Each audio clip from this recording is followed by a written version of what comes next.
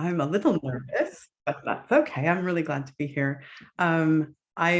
Before I start, I will give you fair warning that our puppy, whose name is Maisie, has been a bit wild this morning. She's under the desk right now, and fingers crossed we can get through the next hour without her losing it. And if she does, I do apologize. But you know who it is. I'm going to share my screen.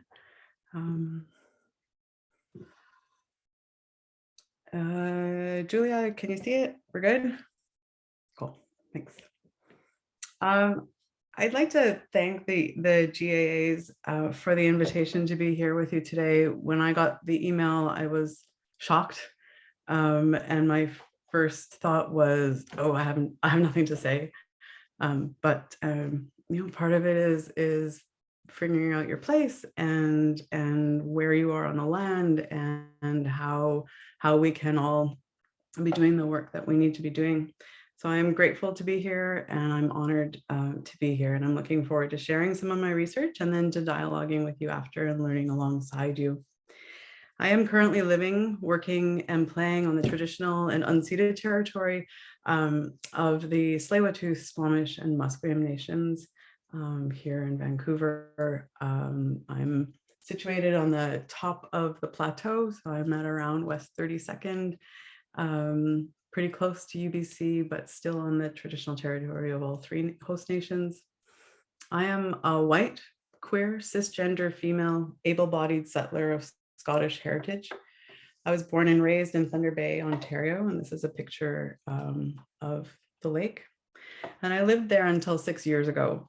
Most of my family actually still resides there. And Thunder Bay sits on the territory of the Anishinaabe, specifically the Fort William First Nation, who are signatories to the Robinson Superior Treaty of 1850. And it's also home to many members of the Métis Nation. And this place has shaped who I am, the ways in which I view the world, and is why I work in the areas of reconciliation, decolonization, and indigenization. Thunder Bay is a very difficult place for many people. Specifically, it's a city in which anti-Indigenous racism is overt and often very violent. You may have heard of Thunder Bay in the news in the last couple of years. There are significant issues with the police force there, but it extends far beyond that.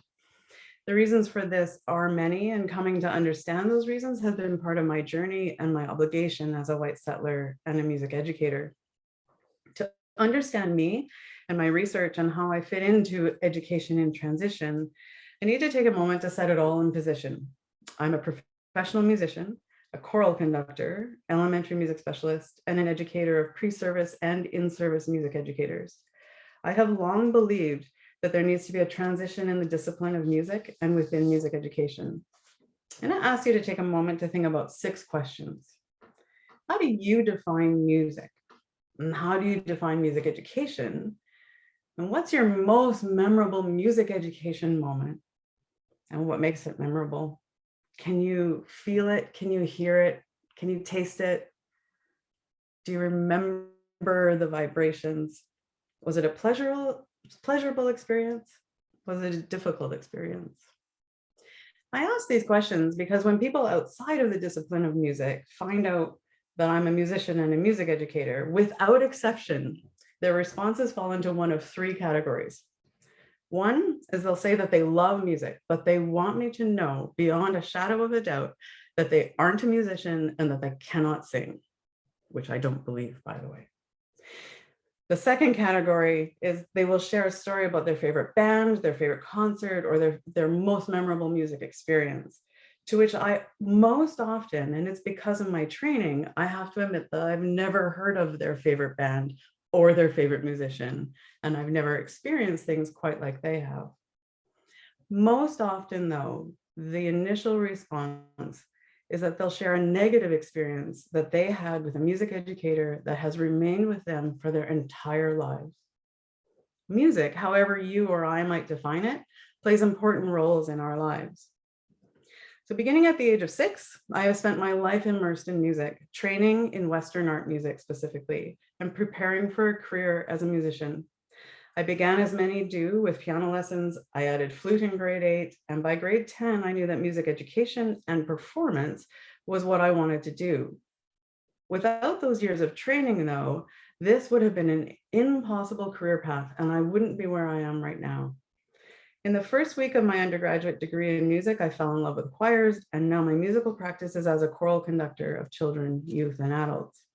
I come to this research as an insider in higher music education and within the landscape of music education in Canada. And it is from this insider position that I critique music education and at the same time advocate for the discipline to be in transition. So to understand the context of my research, we need to answer the most frequently asked question that's posed by those outside of the discipline. What is music in universities? Or even more frequently, what do you do over there? Higher music education is based on the conservatoire model, the master apprentice model of weekly piano or private lessons, classes in music theory, music history, large ensembles, which are choir, orchestra, or band, and chamber music, which are small groups anywhere from 2 to about 6 or 8 individuals. Within higher music education, the subdisciplines include performance, musicology, ethnomusicology, theory, music education, composition, music therapy, philosophy, and conducting. We train performers in Western art music techniques, repertoires, and traditions, and some programs in Canada include jazz, but not all. When I say Western art music, it's a more accurate way to name what many will think of as classical music. So think Bach, Beethoven, Mozart, Haydn, Brahms, for example. The term classical itself, though, refers only to a very specific time period, which is about 1750 to 1820, 1830 on the far end. Western art music, though, refers to all Eurocentric art music beginning around the 1400s until now, though we'll see later that the Western art music canon is rather more limited in scope than this definition. Indigenous musicians and scholars have repeatedly requested and demanded a transformative reimagining of music education, and these calls have gone largely unheeded. As a discipline, higher music education's engagement in decolonization and indigenization have been largely additive approaches to Indigenous inclusion. What's missing is the transformative changes to higher education, and in fact, all areas of music education and all contexts, I'd say, that Indigenous musicians and scholars have been demanding. The additive approach, or Indigenous inclusion, as Gaudry and Lorenz identify, is insufficient, and the findings that emerged from my dissertation research and the research and engagements that are continuing to be informed by that research highlight, expose, and interrogate the barriers, systems, and structures that are used to resist transformative changes. So my dissertation was called Engaging Indigenous Voices in the Academy, Indigenizing Music in Canadian Universities. I'm going to share a little bit about the process and findings from the dissertation because they point to music education in transition, and really they highlight the challenges of decolonizing and indigenizing higher music education. As Marie Baptiste said, every school is either a site of reproduction or a site of change. Universities in Canada are at a crossroads. As Baptiste argues, universities can be sites of change or continue to reproduce the types of systemic exclusions and systemic racism on which the universities are founded. The exclusion of Indigenous knowledges, epistemologies, and ontologies from Canadian universities has served to uphold the academy as a colonial construct that primarily serves the interests of settlers. Sheila Cote-Meek writes that the structures that hold together the academy are colonial and therefore influence what is taught, how it is taught, and who teaches it. And I would humbly extend that to include who is taught. As Canadian universities have increasingly begun to engage in decolonization and indigenization efforts, engagement in these efforts has been inconsistent and uneven within the institutions and across the sector. Higher music education, as we'll see in particular, has done little in terms of engaging in these efforts.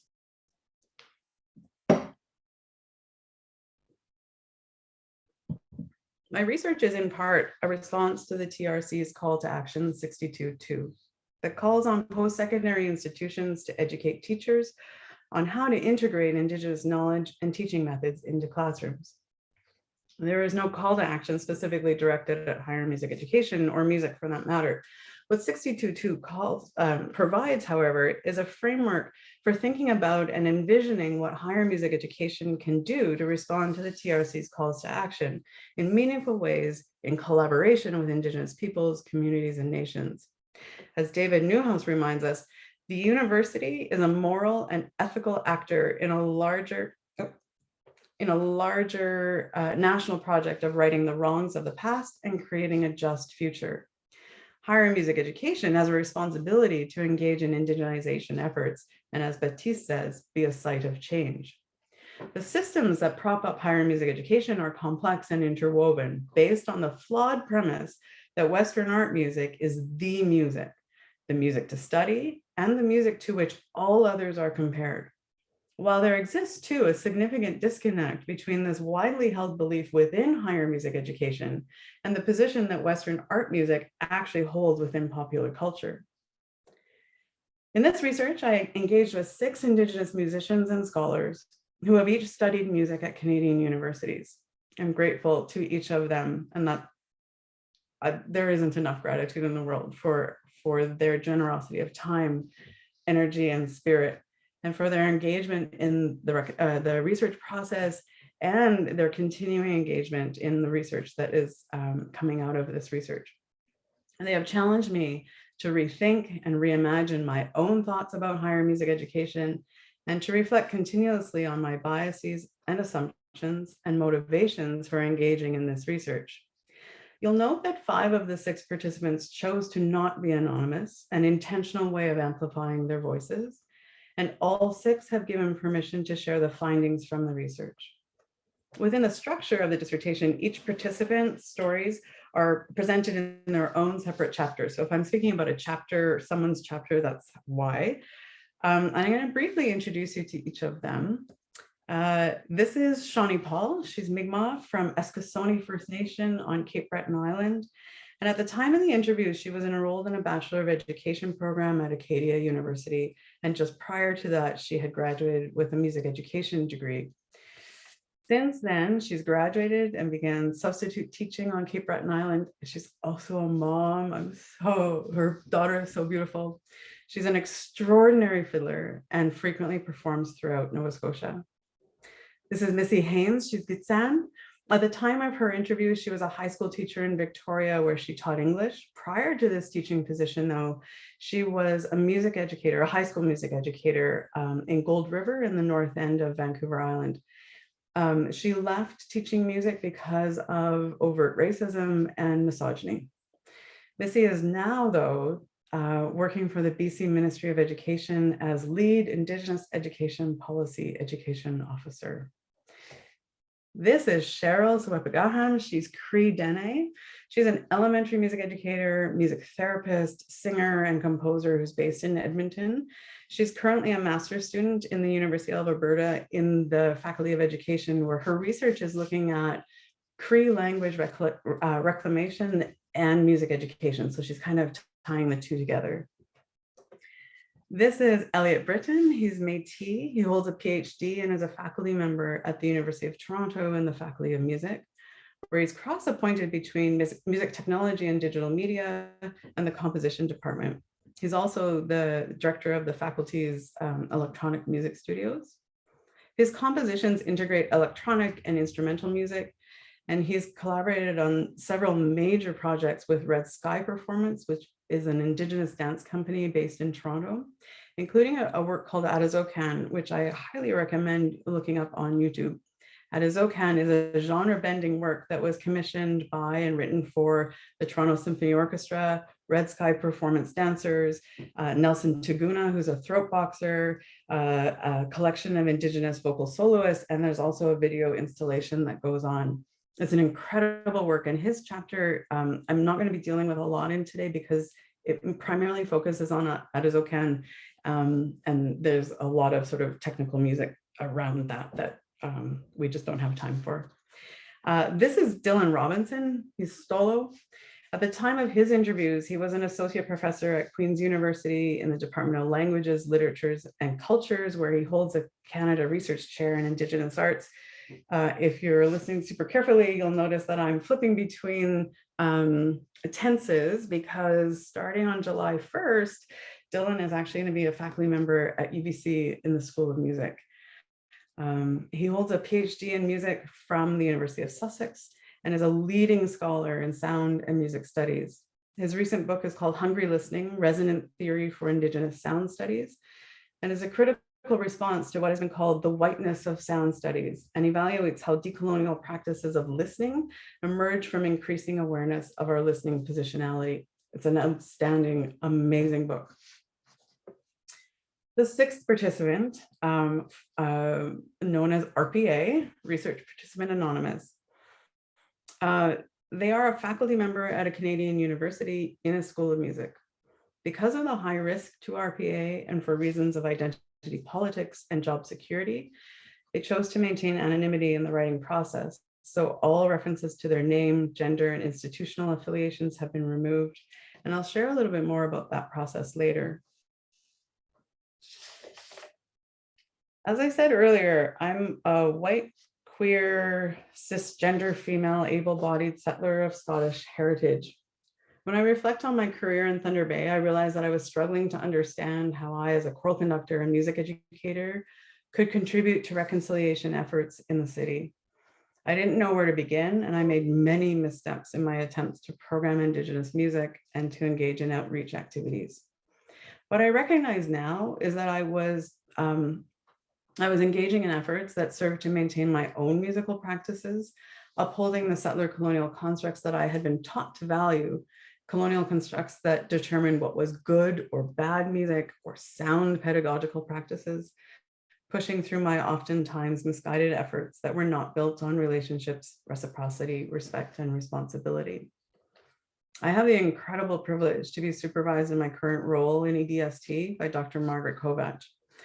I don't think that Dr. Kovach realized when we began working together how much her work has influenced mine. And I did disclose to her just a couple of months ago that for the first number of months after I finished writing the dissertation, I would whisper 2009 after saying her name every single time. This is just an indication of the number of times that her work was referenced within mine and the incredible impact that it's had. We know what we know from where we stand. We need to be honest about that, says Dr. Kovach. And this quote served as a guiding principle as I worked to understand my obligations and role as a white researcher, and for understanding how and why where I come from functions both as a reason for engaging in the research, while at the same time fundamentally shaping who I am. She reminds us of the importance of being honest about our intentions, not unlike Willie Ermine's conceptualization of the ethical space, where we come making our intentions explicit. Along with scholars such as Sean Wilson and Sandra Stiers, Dr. Kovach recognizes that there are non-Indigenous researchers and academics who wish to move beyond the binaries found within Indigenous settler relations to construct new, mutual forms of dialogue, research, theory, and action. This is what I strive for and work towards every day.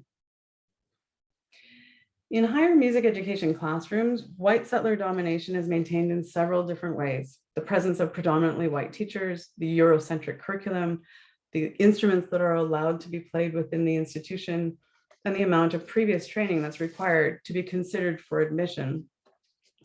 COSA asserts that the construction of valued and acceptable musics in tandem with the increasing performance level of auditionees in the university audition process plays a role in the systemic exclusion of racialized bodies.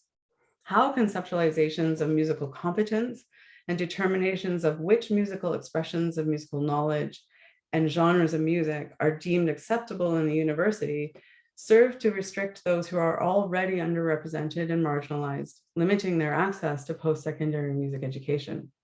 Whiteness and the desire and need to maintain whiteness as dominant in higher music education is articulated through what she calls the binning of people and musics, ultimately allowing only a privileged core of musics and people into the academy, but disguised as fair and colorblind policies such as auditions and standards such as pre-entry music theory exams. Just for context, when you're coming into higher music education, you write a theory exam, which is already really at a professional musician's level. So what happens beyond that in the 4 years of an undergraduate, the expectation is that you already are at a professional level. Nettle notes that the majority of works and genres in the standard repertory are comprised largely of music composed between 1730 and 1920. And I would add that what Nettle has left unsaid is that the majority of the standard repertoire in the canon is by white male composers from a very limited number of European countries. Madrid argues that the inclusion of musics not currently in the canon is understood to be a matter of diversity understood as tokenism. It is about quotas and not about the challenging nature that diverse experiences may bring to the very structures music academia has taken for granted for decades. The canon, as Madrid argues, is not a codified body of repertoire, but rather it's an epistemology that represents power and privilege, perpetuated through a reification of the ideology that's built on privileging a limited palette of aesthetics and a limited narrative of the history of musical development. The inclusion of a multicultural token, as Madrid says, does nothing to question the current structures and practices in higher music education. Nettle also critiques the musics that are included within the institution and addresses the issues surrounding the inclusion or lack of non-Western art music in higher music education. He argues, there it goes. The ranking of musics and the avoidance of pollution of the good music and its performers by the others, by avoidance or what might be compared to purification rituals, are important components of musical school life. It may appear to be a harsh assessment of higher music education, but Nettle holds no punches in his critique of the ways in which Western art musicians are trained. We are actually trained to resist the inclusion of non-Western art music as less than or not worthy of study. I'm going to share briefly a bit about the methodology of the research. Drawing on scholars, many of whom are Indigenous, these scholars, something is not totally working here. There we go. Okay. Drawing on scholars, many of whom are Indigenous, who have outlined research principles that respect Indigenous ways of being, conceptualize the framework of this research as encircled and guided by the principles of respect, relationship, responsibility, and reciprocity. Sean Wilson writes, quote, "The responsibility to ensure respectful and reciprocal relationships becomes the axiology of the person who is making these connections," end quote. Dr. Kovacs provides a grave reminder that, quote, "Regardless of the methodology, any disrespectful research relationship with Indigenous people is colonial and raises ethical quandaries," end quote. This reminder served as a constant check-in during the research process, a reminder that my own ethics and moral compass would guide the respectful relationship building and the responsibility for me to conduct and engage in ethical research practices with integrity and honesty. The research design was informed by narrative inquiry. The methodology for this research was emergent and directed in part by the relationships that were developed with the participants. Hess, Bieber, and Levy argue that the emergent methods, quote, "challenge our very conceptions of knowledge, including who creates it, what counts as knowledge, how it's to be disseminated and to whom, and how authenticity and trustworthiness can be achieved and evaluated," end quote. Stouffer and Barrett advocate for the use of narrative inquiry bound by the principles of respect, responsibility, rigor, and resilience within music education studies, because it makes evident to readers the lived experiences of individuals and groups by foregrounding their narratives and their understandings. My use of narrative research design required modification, though, in order to align more deeply with the framework of the principles of respect, relationship, responsibility, and reciprocity. The personal experience stories shared in semi-structured interviews open pathways for participants to share stories about their experiences, both as students and, in the cases of Elliott, Dillon, and RPA, as professors within the university context, and the participants' thoughts about decolonization efforts and the effectiveness of these efforts at their various institutions, and recommendations for what the participants believe that higher music education could and should do to further the decolonization process.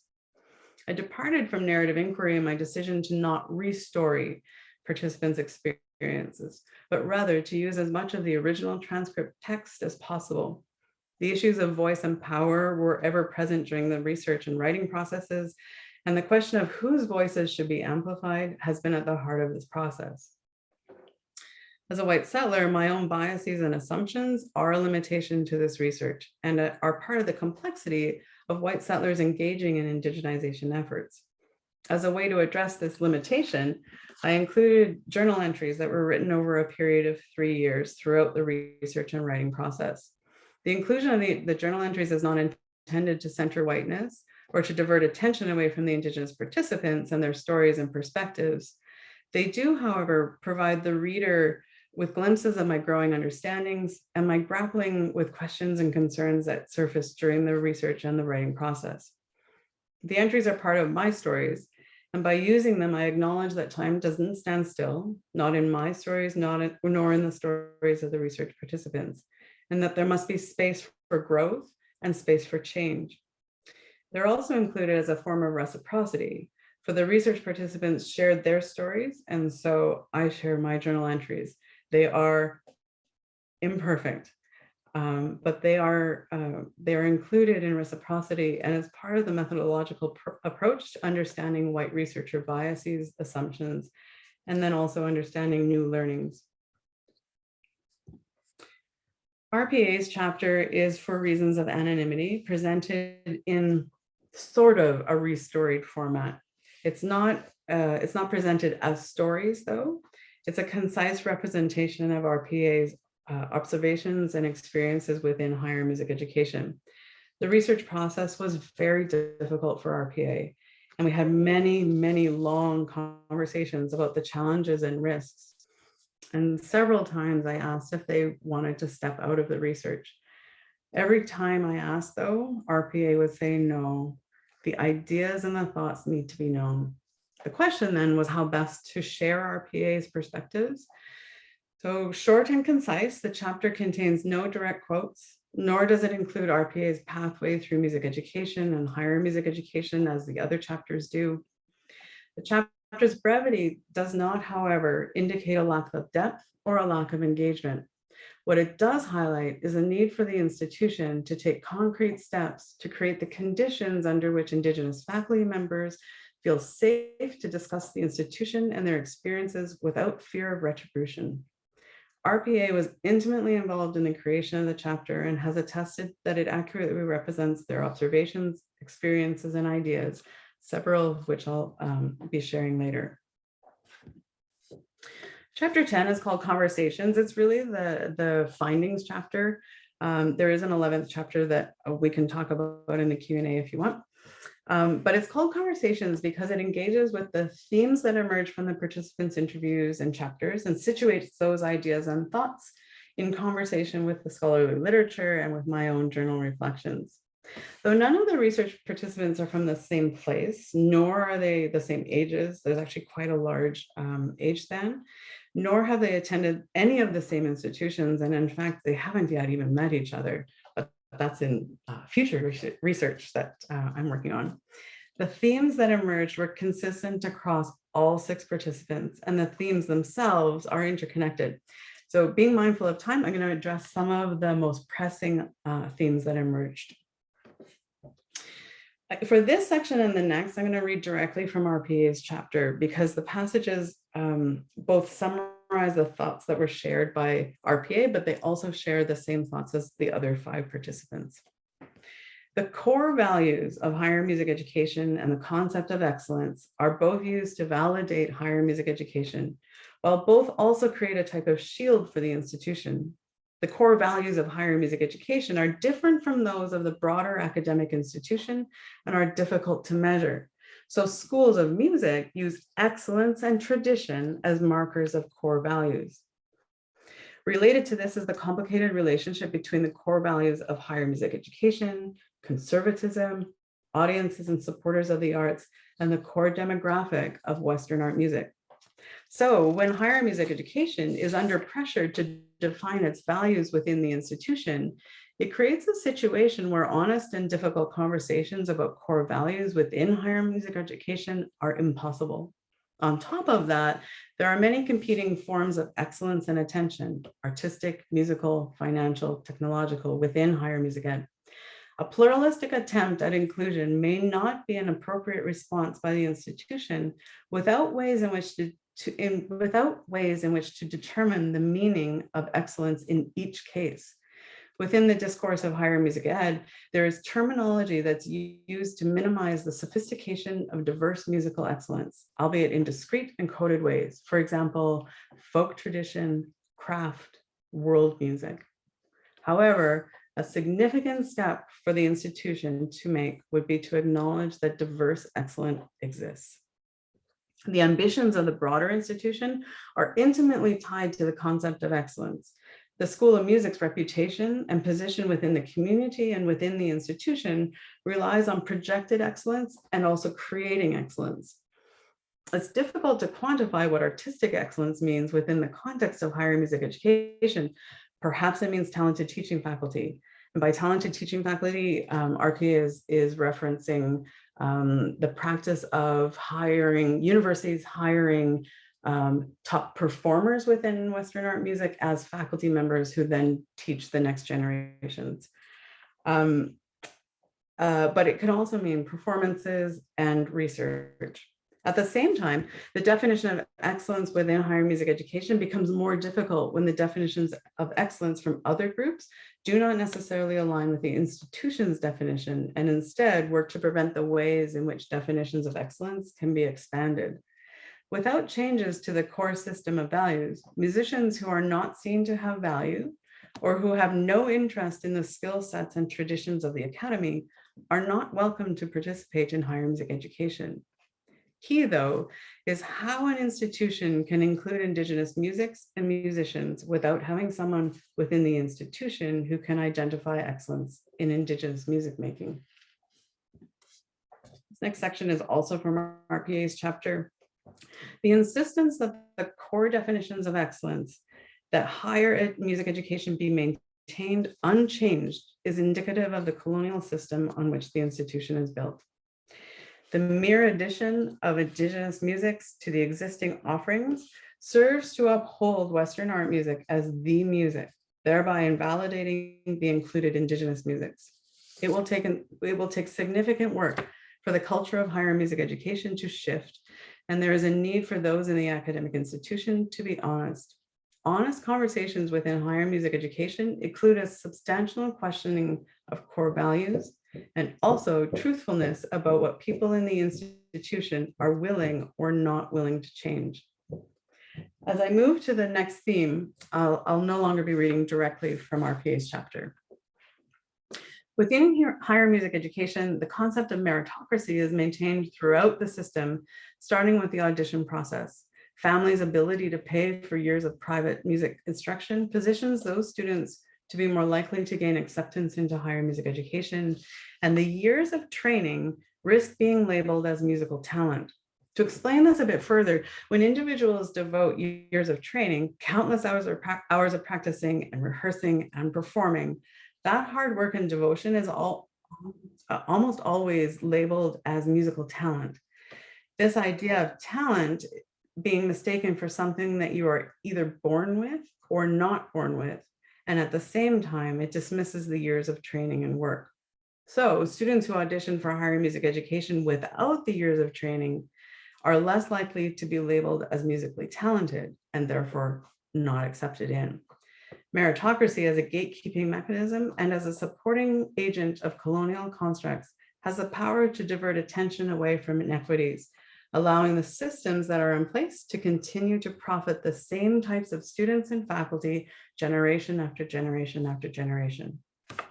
If the institution continues to place significant weight on the talent-based meritocracy approach to auditions and entrance exams, it is as though higher music education is passively waiting for representation to emerge from the candidate pool. Tomasini, who's a journalist who who works in the area of Western art music, but specifically within orchestral circles in North America, also articulates a broader issue. The problem starts earlier than auditions. They say, in this case, he's talking about North American orchestra leaders, say racial diversity is missing in the so-called pipeline that leads from learning an instrument to summer programs, to conservatories, to graduate education, to elite jobs. I would also add that it starts even before learning an instrument, because often young students are pushed in directions of particular instruments or musical genres based on race and gender, actually, too. That same so-called pipeline that Tomasini's talking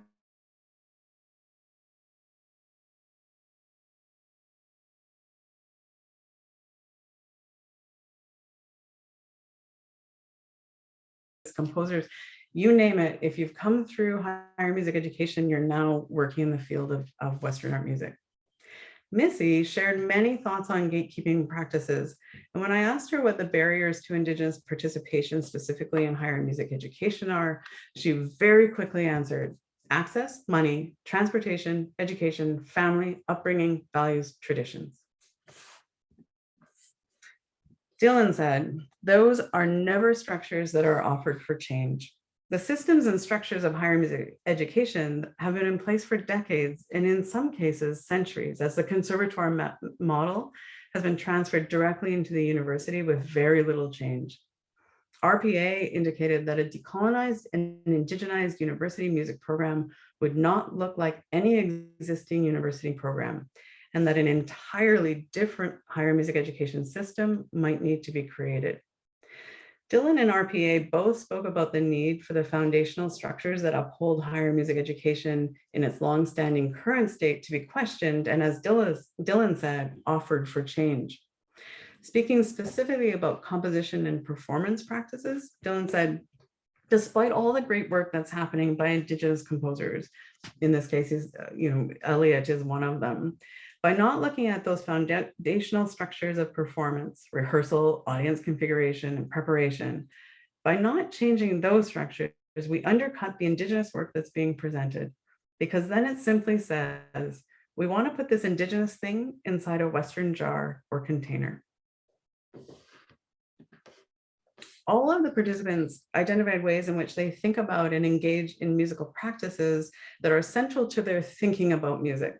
Missy said, music is language, place, is song, is dance, is story, is history. It's everything. As Missy described music, she explained that music cannot be separated into something discrete because everything is interconnected, and to take them apart is to cut off a limb. Dylan, too, spoke of the need for more interdisciplinary thinking and questioned the continued separation of formal music from the other arts. Perhaps a way forward for higher music education offered at RPA is to resist categorizing and breaking down musical practices into increasingly narrow definitions and streams, and instead develop more inclusive processes that can engage with differences. Shawnee identified a disconnect between the academic discipline that upholds the value of research with the absence of engagement, outreach, and self-education within higher music education, despite being based within the realm of research. One of the important ways in which higher music education can engage in indigenization efforts is to consider ways in which Indigenous musics and musical practices can become a valued part of higher music education. This is a fraught area because practitioners of Western art music don't have a history of respectful relationships with Indigenous musics and musicians. Shawnee, for example, highlighted a frustration with Western art music's approach to folk or cultural music in particular. In particular, she's talking about the practice of using folk or cultural music as the foundation for a work in a Western art tradition. The frustration extends to the ways in which this practice, as she said, just makes people feel left out. Every time their culture is represented, it's because somebody did something that's better with their music. Dylan conceptualizes curriculum as the foundation, the ground upon which everything else emerges or is built upon. So what we need to give back is the curriculum. The possibilities that emerge when considering giving back the curriculum connect to Shawnee's thoughts. For her, it's a significant concern that the musics of the peoples of the land on which the institution operates are not represented or included. Could higher music education be reimagined, and that every aspect be developed with questions that RPA says need to be posed to Indigenous communities? What do you think? What do you want? And what would it mean to have music education for you? Curricular change is in many ways directly connected to hiring practices within higher music education. Dylan argues that if a more diverse student complement is admitted into music programs, then the students will require and demand a more diverse course calendar from which to select their courses, which will in turn require a more diverse faculty complement. What he's really talking about is this sort of chicken and egg, right? We need more diverse courses, we need more diverse faculty, and one can't happen without the other. There are currently, though, no statistics on the number of Indigenous faculty members in higher music education in Canada. However, I can anecdotally say there are currently very few, less than 10 in all of Canada.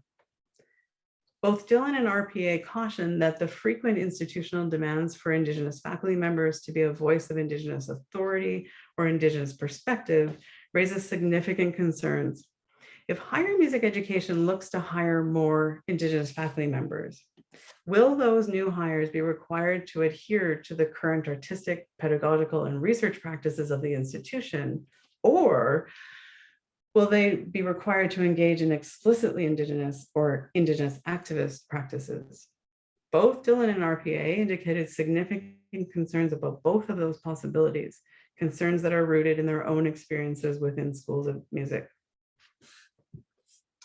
If the institution is truly committed to indigenization efforts, a focus on indigenization needs to inform all decisions, policies, and actions. In higher music education, all aspects need to be critiqued with a focus on indigenization, including but not exclusively repertoire selections, performance practices, curricula offerings, audition processes, admission decisions, recruitment and retention strategies, faculty hires, pedagogical practices, assessment strategies, and interactions with patrons and donors. That final bit, the patrons and donors, is something that happens that's pretty specific to higher music education because of the concerts that are delivered for the public. And so audience members who are coming in also need to be included in these efforts. Otherwise, indigenization efforts, principles, and practices are too easily compartmentalized, a form of tokenism and a pacifying gesture by the institution and those who uphold the colonial constructs of the institution. The principles of respect, relationship, reciprocity, and responsibility are easily pushed to the side, compartmentalized away from the continuing work of the institution and Indigenous musicians. Dylan said, there is pressing work to be done, especially in the music programs. They've done so little of the work that, from my experience, other departments and areas within universities have done. Dylan's observation about how little higher music education has engaged in indigenization and decolonization efforts points to a broader concern about higher music education's position within the institution. For how much longer can higher music education resist, sorry, the dog got in my way. For how much longer can higher music education resist substantive changes and remain fixated on tradition and excellence?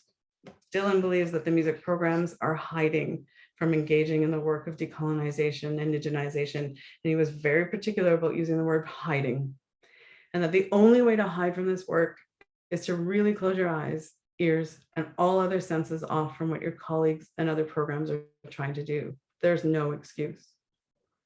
All of the participants, Shawnee, Missy, Cheryl, Elliot, Dylan, and RPA, want to see music remain in the institution. I think that's a really important thing to remember. However, they're calling on higher music education stakeholders to make substantive changes, to engage in meaningful decolonization and indigenization efforts, and to transition into a place and space in which Indigenous knowledges, musical practices, musicians, and scholars can flourish.